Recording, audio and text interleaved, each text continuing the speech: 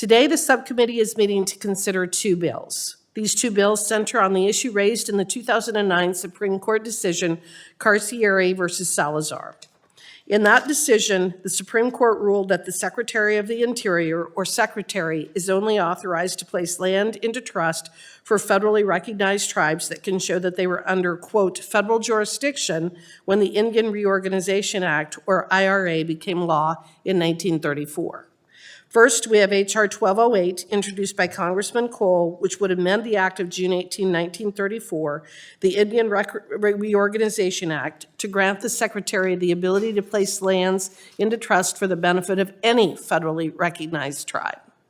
This legislation would essentially resolve the decision of Carcieri versus Salazar, removing the precursor of, quote, being under federal jurisdiction when the IRA became law on June 18, 1934.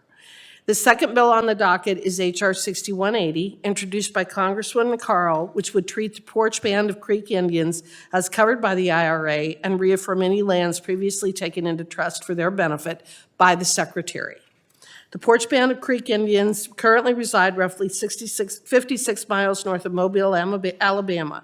A segment of the original Creek Nation, the Porch Band received federal recognition in August of 1984 through the BIA's administrative process. After recognition, the Secretary placed land into trust for the benefit of the Porch Band under the IRA. This was, of course, prior to the Carcieri versus Salazar decision, which has left the Porch Band in limbo as a tribe recognized after 1934 with land in trust status. The Porch Band has overcome time-consuming and costly litigation. In 2016, the U.S. 11th Circuit Court of Appeals ruled that the tribe's reservation was protected under the IRA. However, this decision does not protect the Porch Band from further litigation on any future parcels of land taken into trust by the Secretary for their benefit. As this subcommittee has seen, the ability to have land placed into trust is a top priority for many tribes and garners wide support across the board. Yet there are impacts to local towns, cities, counties, and states that should be weighed by the Department of Interior when placing land into trust. When the Secretary places land into trust, it is removed from local control and falls under federal and tribal control.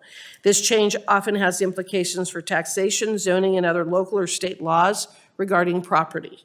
As seen with the Porch Band, these implications can lead to litigation, which is often time-consuming and costly for all of the parties involved.